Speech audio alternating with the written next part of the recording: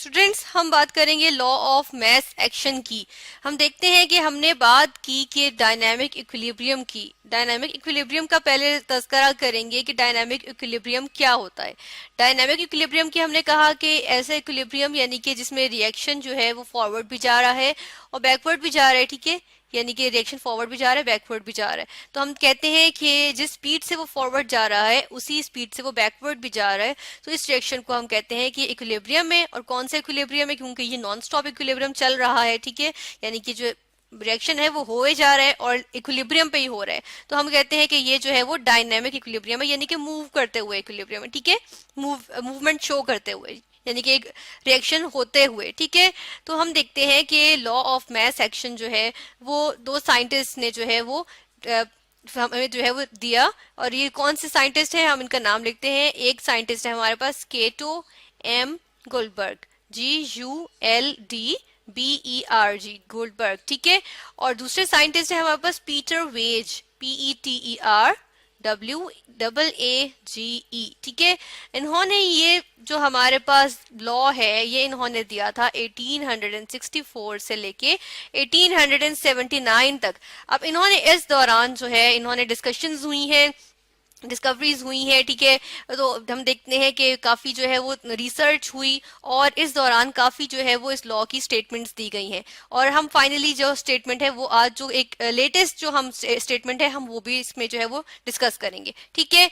हम ये देखते हैं कि ये जो लॉ है, क्योंकि लॉ की जब हम बात करते हैं हम कहते हैं कि लॉ जो होता है वो यूनिवर्सल होता है, ठीक है। यानी कि लॉ की जब हम बात करते हैं तो हम क्या कहते हैं कि वो यूनिवर्सल होता है, वो सब चीजों पे एप्लीकेबल होता है। तो यहाँ पे जो एप्लीकेबल है हमने पहले ही कह दिया कि डायनामिक इक्विलिब्रियम जिन रिएक्शंस में अचीव होगा उन्हीं पे जो है वो हम लॉ ऑफ मास एक्शन की बात करेंगे, ठीक है। यानी कि जो हमारे पास रिएक्शंस ऐसे आएंगे जिसके अंदर क्या होता है कि रिवर्सिबल रिएक्शन होता है, हम उनमें ही जो है वो इस लॉ की बात करेंगे, ठीक है। इसके लिए हम जो है वो सबसे पहले ले आते हैं एक इक्वेशन लिख लेते हैं। एक जो है वो हम रिवर्सिबल इक्वेशन लिखेंगे। ये हमारे पास एक रिवर्सिबल इक्वेशन आ गई, ठीक है। एक रिवर्सिबल केमिकल इक्वेशन है, हमने इसको सपोज किया हुआ है, ठीक है। किस तरह से हम देखते हैं कि ए, कैपिटल ए जो हमने लिखा है ये सब्सटेंसेस है, जो कैपिटल लेटर्स है वो सब्सटेंसेस है, जो स्मॉल है वो उनके मोल्स है, ठीक है। किस तरह कि ए के ए मोल्स रिएक्ट करते हैं बी के बी मोल्स से और देते हैं सी के सी मोल्स और डी के डी मोल्स दे रहे हैं, ठीक है। हम देखते हैं कि ये रिएक्शन है और इसमें हम बात करते हैं कि जब ये रिएक्शन होता है और लॉ इसके मुताबिक क्या कहता है। लॉ इसके मुताबिक कहता है कि जो हमारे पास रेट ऑफ अ रिएक्शन होगा, ठीक है। एक रिएक्शन, इस रिएक्शन का जो रेट होगा हम कहते हैं रेट ऑफ रिएक्शन, ठीक है। अब हम फॉरवर्ड की पहले बात कर लेते हैं, चले कि ए मोल्स ऑफ ए जो है वो बी मोल्स ऑफ बी से रिएक्ट करके सी मोल्स ऑफ सी और डी मोल्स ऑफ डी बना रहे हैं, ठीक है। ये फॉरवर्ड रिएक्शन है जो फॉरवर्ड जा रहा है। इसकी बात करते हैं तो हम लिखते हैं rate of forward reaction, forward reaction, ठीक है। रेट ऑफ फॉरवर्ड रिएक्शन या रेट क्या होता है? जो स्पीड होती है, जिस स्पीड से ये रिएक्शन मूव कर रहा है, जिस स्पीड से फॉरवर्ड मूव कर रहा है रिएक्शन, ठीक है। तो हम देखते हैं कि रेट ऑफ फॉरवर्ड रिएक्शन जो है वो डायरेक्टली प्रोपोर्शनल होता है किस चीज के? कंसंट्रेशंस के। किस चीज की कंसंट्रेशंस के? रिएक्टेंट्स की कंसंट्रेशन के। जो चीजें, जो सब्सटेंसेस रिएक्ट करके फॉरवर्ड रिएक्शन बना रही हैं, ठीक है, उसी के जो है वो डायरेक्टली प्रोपोर्शनल होता है, यानी कि हम कहेंगे रिएक्टेंट्स के प्रोपोर्शनल होता है, ठीक है। हम कहेंगे रिएक्टेंट्स की कंसंट्रेशन के, और कंसंट्रेशन के लिए हम स्क्वायर ब्रैकेट्स लगाते हैं, तो हम यहाँ स्क्वायर ब्रैकेट्स लगा देते हैं कि रिएक्टेंट्स की कंसंट्रेशन को हम इस तरह लिखेंगे, ठीक है। और अब हम देखते हैं कि रेट ऑफ फॉरवर्ड रिएक्शन को हम किस चीज से रिप्रेजेंट कर लेते हैं। इसको हम यहाँ पे रिप्रेजेंट कर लेते हैं, हम यहाँ पे ले लेते हैं आर, ठीक है। कैपिटल आर मैंने रेट के लिए ले लिया, ठीक है। आर को कैपिटल आर में रिप्रेजेंट कर रही हूँ रेट के लिए। और फॉरवर्ड रिएक्शन है तो हम इसको छोटा सा एफ लिख लेते हैं, ठीक है।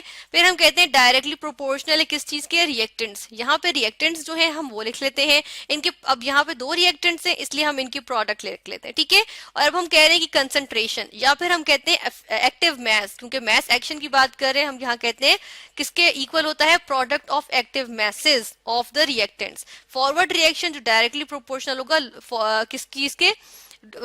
Active message of product of active message of reactants या जो रिएक्टिंग स्पीशीज होंगे, ठीक है। और यहाँ रिएक्टिंग स्पीशीज क्या है, हम देखते हैं कि यहाँ पे रिएक्टिंग स्पीशीज है ए और बी, ठीक है। तो हम लिखते हैं कि इनके जो है वो प्रोडक्ट, एक्टिव मैस क्या होता है, एक्टिव मैस होता है वो मैस या वो कंसंट्रेशन जो एक्चुअली रिएक्ट कर रही है, ठीक है। तो हम यहाँ पे ए और बी जो लिखे हैं वो हमने जो है वो वही कंसंट्रेशन ले ली है, ये स्मॉल ए और स्मॉल बी जो एक्चुअली रिएक्ट कर रही है, ठीक है। तो हम देखते हैं कि क्या होगा कि ए जो है, यहाँ पे हमने लिखा ए जो है उसके ऊपर हम जो है वो लिखेंगे स्मॉल ए, क्योंकि इसके स्मॉल ए जो नंबर ऑफ मोल्स हैं जो रिएक्ट कर रहे हैं, ठीक है। और हम देखते हैं कि बी जो है इसकी भी हम कंसंट्रेशन ले रहे हैं और इसके कितने नंबर ऑफ मोल्स रिएक्ट कर रहे हैं, स्मॉल बी, ठीक है। तो ये हमारे पास आ गया ए और बी, ठीक है। इसी तरह हम देख रहे हैं कि ये हमारे पास जो है वो कहलाता है कि ये होता है लॉ ऑफ मैस एक्शन, कि हमारे पास हम कहते हैं कि जो रेट ऑफ रिएक्शन होता है, ठीक है, हम कहते हैं कि किसी भी रिएक्शन का जो रेट होता है, रेट ऑफ रिएक्शन, ठीक है, रेट ऑफ रिएक्शन जो है वो डायरेक्टली प्रोपोर्शनल होता है। डायरेक्टली जब प्रोपोर्शनैलिटी आ जाती है, डायरेक्ट प्रोपोर्शनैलिटी आ जाती है, उसमें हम देखते हैं कि दोनों जानिब जो चीजें हैं वो एक चीज बढ़ेगी तो दूसरी भी बढ़ेगी, ठीक है।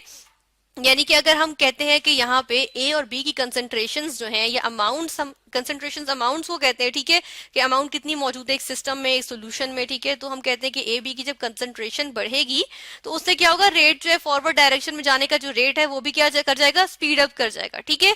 यानी कि एक रेट ऑफ रिएक्शन जो है वो किस चीज से जो है वो किस तरह इंक्रीज करेगा, जब हम इंक्रीज करेंगे क्या चीज, जो रिएक्टिंग स्पीशीज है, ठीक है। हम यहाँ पे लिखते हैं, यहाँ पे हम जो है वो सही से करके लिख देते हैं रिएक्टिंग स्पीशीज, ठीक है, रिएक्टिंग स्पीशीज, ठीक है, जो भी रिएक्टिंग स्पीशीज होंगे या जो भी रिएक्टिंग सब्सटेंसेस होंगे, ठीक है, उनकी कंसंट्रेशन, तो कंसंट्रेशन के लिए हम स्क्वायर ब्रैकेट्स यूज करते हैं, ठीक है।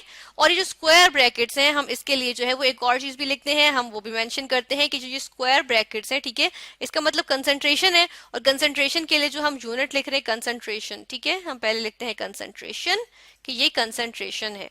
और इसके लिए हम जो है वो यूनिट जो हम लिखते हैं वो होता है हमारे पास मोल्स, ठीक है, पर decimetre cube, decimetre cube, DM cube होता है, डेसीमीटर क्यूब, ठीक है। अब मोल्स जो है, मोल्स को हम मेजर ही मोल्स में करते हैं, एमओएल हम मोल्स के लिए लिख रहे हैं, डेसीमीटर क्यूब हम वॉल्यूम के लिए लिख रहे हैं, ठीक है। यानी कि डेसीमीटर क्यूब अगर हम बात करें तो डेसीमीटर क्यूब जो है वो लीटर के बराबर होता है, यानी कि एक डेसीमीटर क्यूब 1 लीटर के बराबर होता है, ठीक है। तो हम इसको जो है वो मोल्स पर लीटर भी कह सकते हैं, मोल्स पर, यानी कि 1 लीटर में कितने मोल्स मौजूद हैं, ठीक है, एक सब्सटेंस के, वो उसकी क्या होती है, कंसंट्रेशन, और इसको हम जो है वो इस स्क्वायर ब्रैकेट से जो है वो रिप्रेजेंट कर रहे हैं, ठीक है। फिर हम यहाँ पे देख लेते हैं कि हमने कहा रेट ऑफ रिएक्शन क्या होता है, डायरेक्टली प्रोपोर्शनल होता है रिएक्टिंग स्पीशीज के, ठीक है। और लॉ ऑफ मैस एक्शन कहता है कि जब हम जो है इस रिएक्शन की, हम चले ये इस रिएक्शन को सामने रखेंगे, ये रिएक्शन है, ठीक है। तो इस रिएक्शन का अगर हम रेशो, इसके जो है वो सब्सटेंसेस की रेशो लेते हैं, रेशो किस तरह से लेते हैं हम ये भी बात कर लेते हैं कि रेशो किस तरह से आएगी। इसकी रेशो कुछ इस तरह होगी कि हम कहते हैं कि जो कैपिटल सी के जो सी मोल्स हैं, ठीक है, इसकी प्रोडक्ट ले लेते हैं डी के साथ, कैपिटल डी की डी मोल्स के साथ, ठीक है, डी मोल्स के साथ। इसकी रेशो किसके साथ, इसकी रेशो होगी कैपिटल ए के ए मोल्स के साथ, ठीक है, और जिसकी प्रोडक्ट हम किसके साथ ले रहे हैं, कैपिटल बी के बी मोल्स के साथ, ठीक है। तो ये कहते हैं कि ये जो हमारे पास प्रोडक्ट्स की concentration, product of products concentration, ठीक है, यानी मल्टी प्रोडक्ट, एक प्रोडक्ट मतलब मल्टीप्लाई, ठीक है, ये मल्टीप्लाई जो हो रहे हैं, मल्टीप्लीकेशन ऑफ प्रोडक्ट्स की concentration divided by multiplication of reactants की कंसंट्रेशन, ये हमारे पास जो है वो एक आ जाती है कांस्टेंट, ठीक है, ये एक आ जाता है कांस्टेंट चीज, ठीक है, ये एक कांस्टेंट वैल्यू होती है। यानी कि जो ये रेशो है, ये रेशो है हमारे पास, ठीक है, प्रोडक्ट्स की कंसंट्रेशन की ओवर रिएक्टेंट्स की कंसंट्रेशन, तो ये जो है वो हमेशा हमारे पास क्या होती है, एक जो है वो एक कांस्टेंट आता है, ठीक है।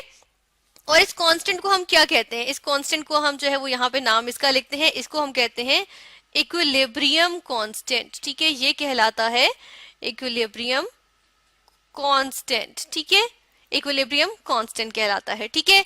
और इसके साथ हम ई क्यू भी लिखते हैं कि ये इक्विलिब्रियम का कांस्टेंट है। ये एक हमारे पास कांस्टेंट चीज आ जाती है जो कि जब हम जो है वो रेशो लेते हैं प्रोडक्ट के कंसंट्रेशन की ओवर रिएक्टेंट्स की कंसंट्रेशन की, और यही हमारे पास जो है वो लॉ ऑफ मैस एक्शन है कि इसको हम इस फॉर्म में भी लिखते हैं, रेशोज की फॉर्म में, और हम जो है वो इसको इस तरह भी डिफाइन करते हैं कि rate of a reaction is directly proportional to the reacting species, ठीक है।